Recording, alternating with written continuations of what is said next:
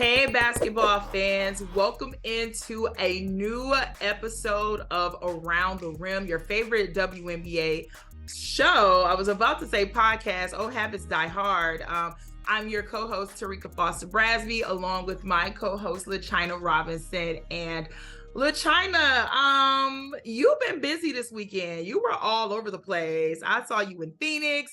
I saw you in, I think, New York, LA. You was in Atlanta. Girl, I don't know where you was. You was everywhere. How was this weekend for you?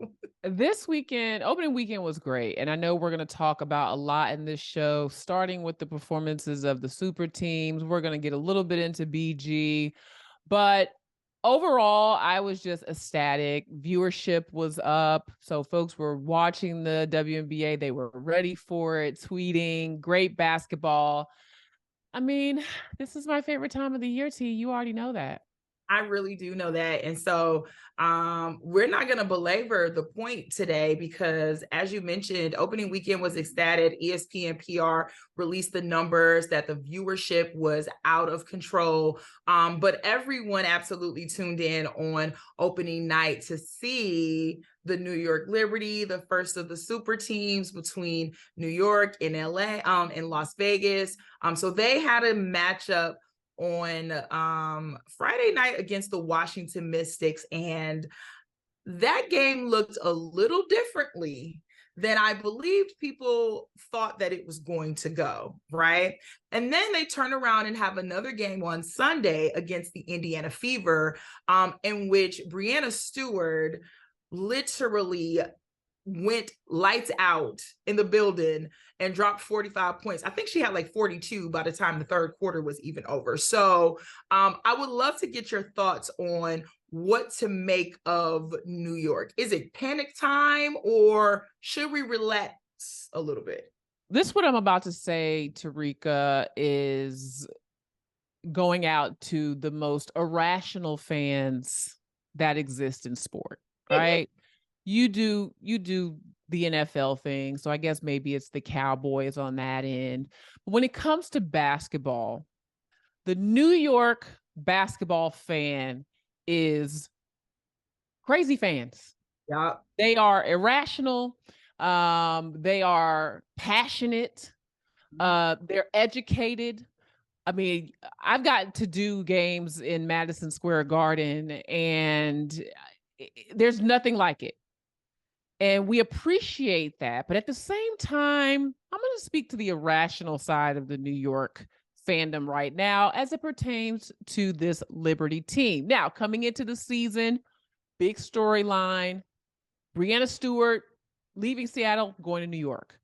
Mm-hmm. Another former MVP, Jonquel Jones, leaving Connecticut, going to New York. Courtney Vandersloot, WNBA champion, one of the tops in the history of this league in assists, going from Chicago into New York. So on paper, when you add this to Sabrina Ionescu, when you add this to Betnijah Laney, when you add this to an already talented roster, Maureen Johannes, this is a championship team. This is a New York Liberty organization that has never won a championship. They are hungry. So all these elements swirling around can make a New York fan even more irrational.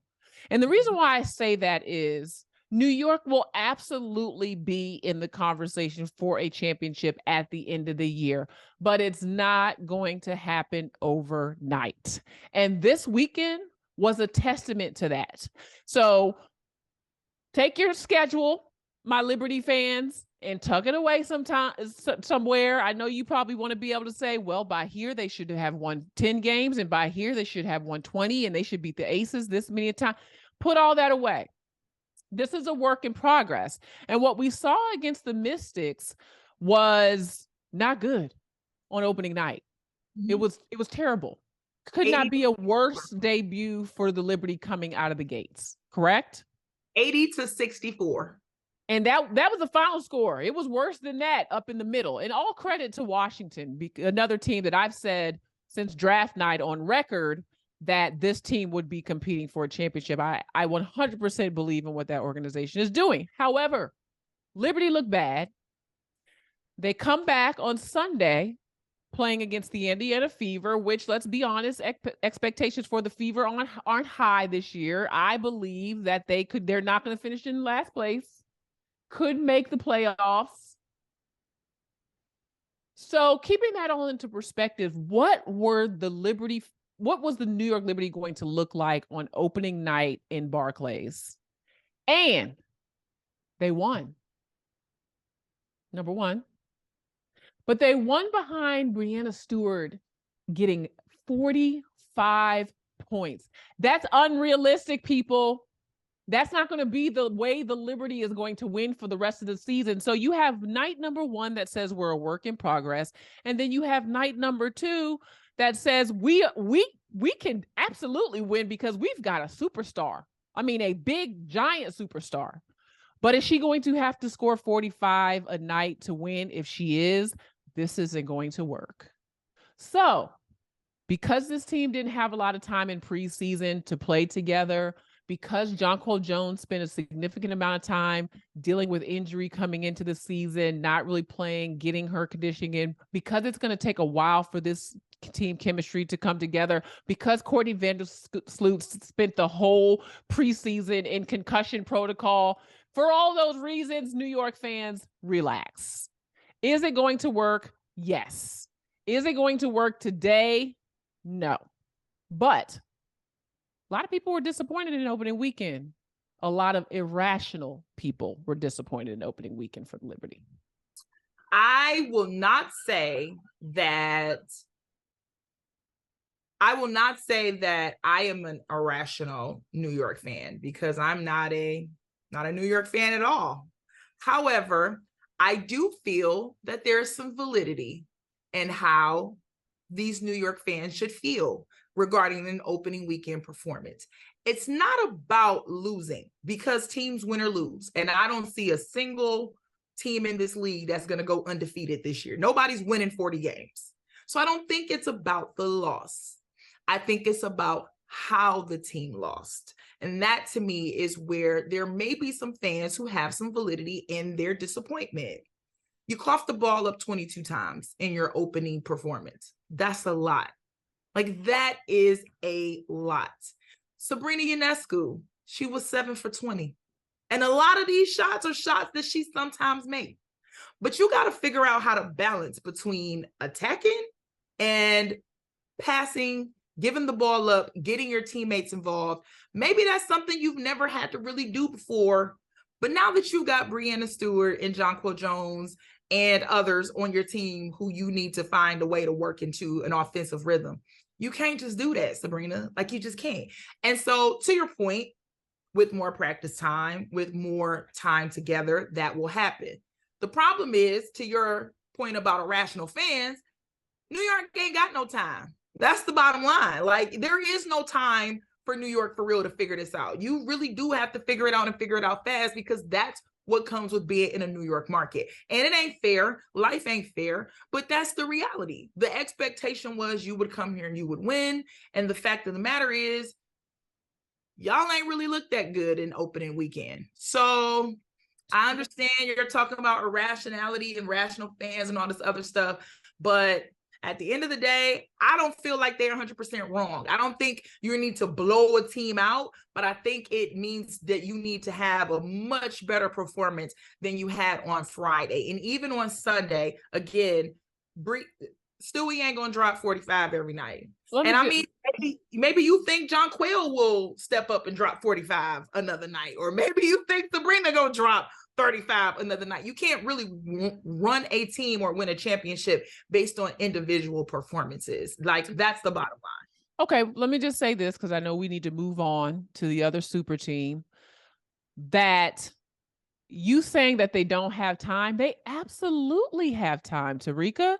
They're going from not practicing together at all to now they will be together quite a bit here as the season begins to work on those things. 22 turnovers, that smells like lack of chemistry. It smells like 5 really good players on the floor at once that haven't got a chance to figure it out, whether that be Sabrina figuring out her ball handling, whether that be them figuring out where they each like their passes or where their spots on the floor is.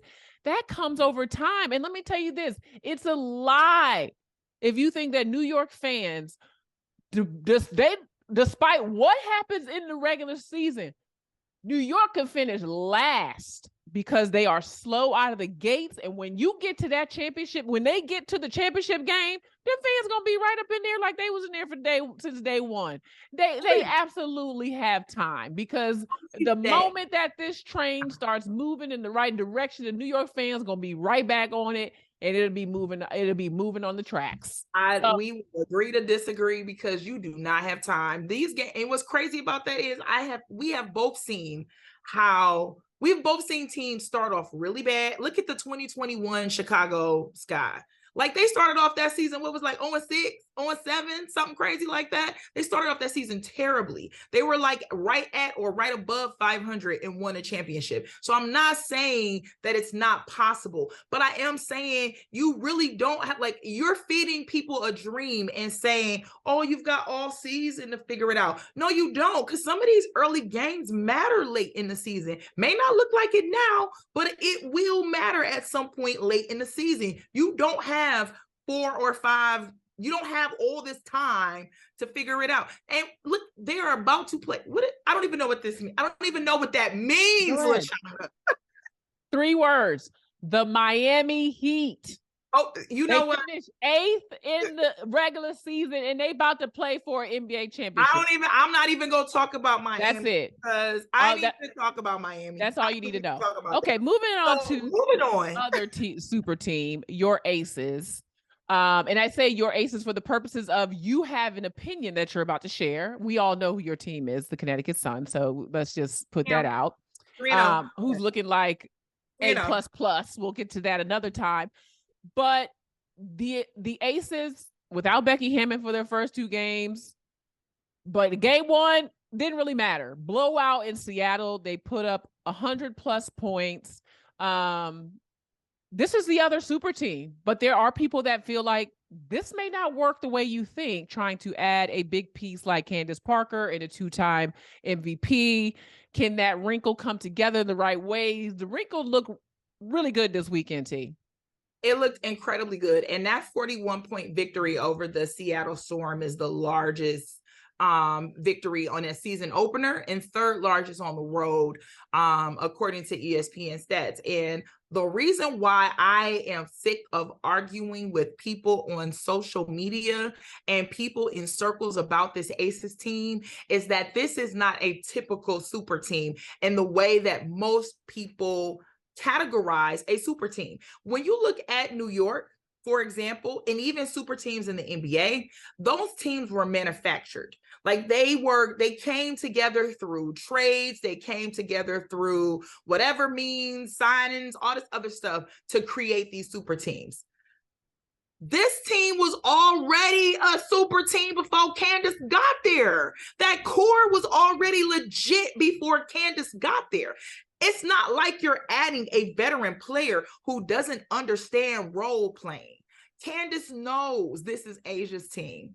Candace knows what her role should be, and she understands how this team came together, how this team worked together before she got there. That's the best kind of veteran to add to an already existing core that knows how to win. So you're not really trying to figure out, well, how are we going to make sure that Candace touches the ball 50 times a game? Like, she doesn't need to touch the ball 50 times a game. She understands how to play her role. And that is why I think this team is a much better put together super team than than New York, just because they were already pretty much a super team. And we talked about this before, not you and I, but like I've had this conversation before about teams who had a super team vibe without necessarily having the super team names. I think about like the Minnesota Lynx. Like, you don't win 4 championships in every other year just because you got random regular players. Like, these are phenomenal players that have a great chemistry.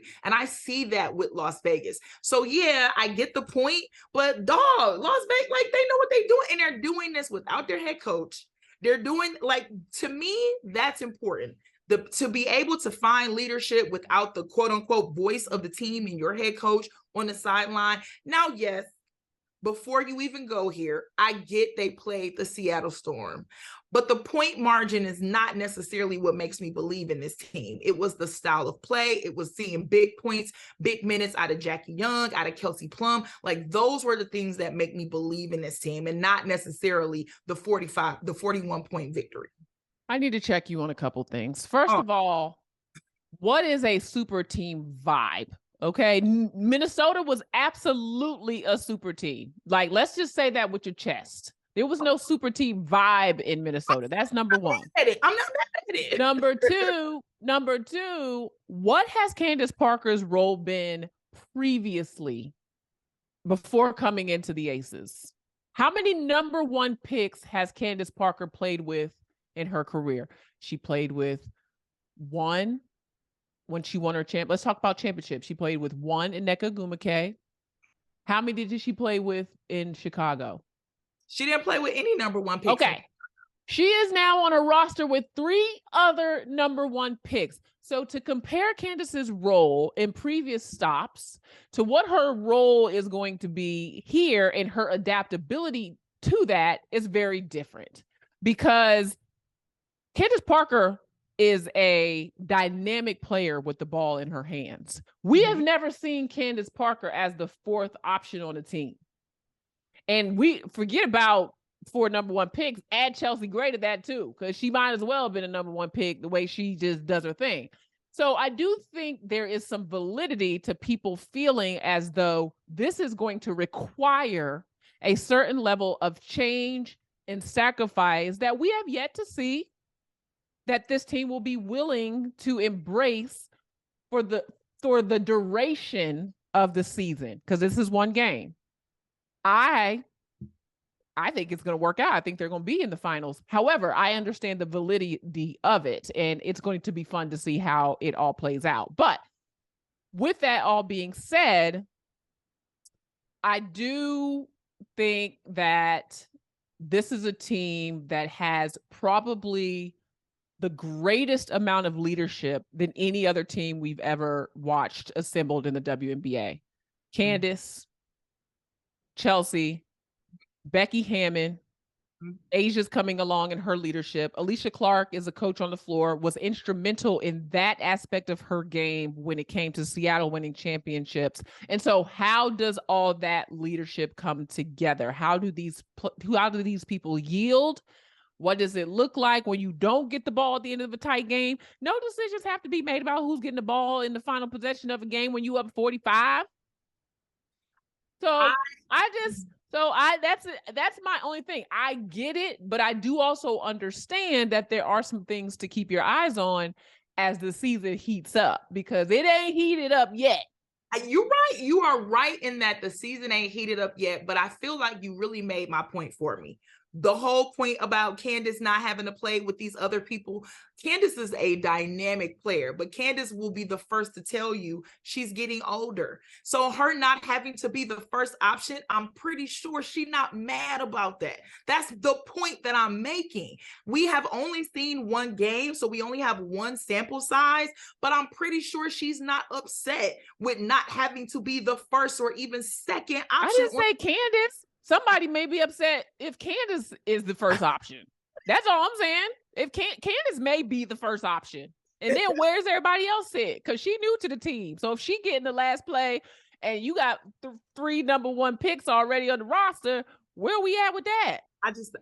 I believe this chemistry, this core, there were 3 number one picks there before she got there, and they figured out, they worked very well together, and they figured out how to play and win a championship. And I think it took more than 1 year, T. That's all I'm saying. It took more than 1 year. So I'm just saying everybody needs to pipe down a little bit on these expectations. I feel like you could say, okay, so I know we have to move on, and so this will be the last thing I'll say on that, but I just think in the essence of this conversation, as we're discussing the 2 super teams, I think that Vegas is the one of the 2 that has the best opportunity to go back to the championship, to actually win it, and to actually play with the most chemistry, the best this entire year, because it did not take as much to put it together as it did the team on the East Coast. And that's what I'm saying, that there is a lot of figuring out that needs to happen with the team on the East Coast because they haven't played together. Where Jonquel, Sloot, and Stewie have played together. I'm not talking, you know what? I don't mean overseas, but okay. Moving along. Moving on. There was some other amazing highlights from this past weekend, including the welcome back party for Brittney Griner. 18 points in her first game on Friday night against LA, 27-10 on Sunday against Chicago, another team that's 2-0, but we'll talk about that later. You were there, you were in the building for her home opener, and LaChina, like, what was that atmosphere like? What was the vibe like in that building? I cried real tears when Brittney Griner got introduced and I'm Coming Home was on. I was like literally crying. We were all crying. Brittney has continued to amaze me, and I think I may have said this last week, with the level of joy and gratitude that she's moving around the world with right now. I feel like what Brittney has been through has brought so many of us together, including 1 million+ viewers that watched her first game back on Friday in LA. But at the end of the day, as we move this chapter forward for BG, she looks good on the floor.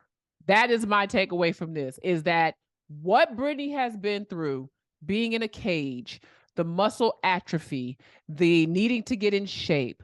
BG shared with me a number in terms of where her weight was early on that I don't ever talk about a woman's weight, but BG let me know this number to let me know I had came back and I was eating a few things. You know what I'm saying? I was happy to be home. And so there was some work that had to be put into it. Shout out to the Phoenix Mercury organization for how they have worked with her. She said she's wanted to quit. Her wife, Sherelle, along the way has been like, you got this, but that's how hard it's been. So I am celebrating right now who Brittney is and how she is speaking, how she is showing up, the joy she has, but also in the fact that she can still hoop. Yeah.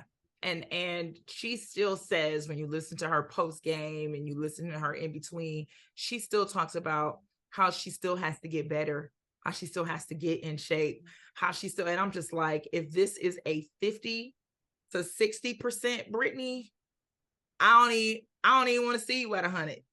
Because what does she have? 20 points? I'm trying to remember. On Saturday, on Sunday, she had 27-10, 27 points, 10 boards. I'm saying. That's a 60% Brittney. Like, that's wild. Like, I'll take it. I'll take it. Every team will take it. So kudos to her. Congratulations to her. I know this team as a whole, the Mercury as a whole, still has some gelling and some figuring out of some things to do because they are off to a 0-2 start. But ultimately, just having her back, figuring out where she goes from here, minimizing the expectations, because that was a thing that I think a lot of us kind of said who have common sense. Don't put expectations on this. Mm-hmm. She will get where she needs to be when she needs to be there in her own time. And so far, so good. Yes. So to finish us off, surprises from opening weekend, T. I will start with what stood out to me. There were a number of things that were impressive in terms of Chicago 2-0. Kalia Copper's ready to start that thing off and be the leader of it. Their defense was great. I know you're going to probably talk about your son. Unbelievable performance through first weekend. LA looked really good against Phoenix, and I want to see how they fare against other teams in the league. But the number one performance for me, and fans may not see this coming at all, was the Dallas Wings. The Dallas Wings beating Atlanta without Diamond DeShields. Tierra McCowan missed the second half with an injury. This is your 6'7" center. They had 3 players go off for 20+. And with that, I'm putting some appreciation on Satu Sabli and Natasha Howard. There were 3 players on that team that had 20+ points, and that blew my mind. Against an Atlanta team that defense may not be where it was last year, but you're going to have to tough it out to score buckets like that against the Dream. Arike was cooking, and I'll give her that. But Satu and Natasha were outstanding. And you add to that Latricia Trammell's emphasis on defense. People are sleeping on Dallas. What's going to hurt them is if they don't get Diamond back at some point, maybe towards the end of the season. That hurts. They still make the playoffs, but how do they adjust to being without Tierra McCowan in the month of June as she goes for international, hoping she's okay, first of all, because she did get hurt in the second half of that game. But if she's okay, how do they fare without her there in June? But expectations need to go up for the Wings. I completely agree. And I'm one of the ones who had so many questions. I questioned what identity they're going to look like. I questioned what was going to be the focal point of this team. I had all of those questions headed into opening weekend, and I was thoroughly impressed. So my second surprise was absolutely the Dallas Wings. And for those of you out there watching who play fantasy basketball, I said in our ESPN mock draft, go and check that out, on multiple occasions, you need to pick up Satou Sabally. And I said, pick her up as a utility player, because even if she is still dealing with whatever injuries she was dealing with or lingering with, the risk reward was greater. You can literally get first round value for her in the 4th or 5th round of drafts, because people are going to be sleeping on Satou. And she proved me absolutely right. She's I'm so sold on her. So she's good. 25 points, 7 rebounds, 3 assists. Natasha Howard, 20 points, 10 rebounds. Arike, 27 and 4 rebounds. Just incredible. Yep. My first surprise, however, and this will be my last one, it's actually not the Connecticut Sun. Although I am thoroughly surprised that they are 3-0. My surprise is Shakira Austin. I wasn't ready. I knew she was going to be good. I knew that she had worked on her game in Israel. I was not ready for 21-11. I wasn't ready for that. Shakira is amazing, and she could be an MVP in this league one day. I'm just gonna put it out. I wasn't ready. So yeah, that's my takeaway. Just, if you weren't put on notice, she put you on notice this weekend. She's legit. All right, y'all. That's it for us. You can find us on Twitter at Around the Rim Pod. Make sure you set your alerts for next week's show. Terrika and I will keep bringing you all the storylines around WNBA. You can email us at aroundtherimpodcast@gmail.com. Until then, she is at She Knows Sports with the no underscore. I am at LaChina Robinson on Twitter, so hit us up. Thanks for watching. Peace.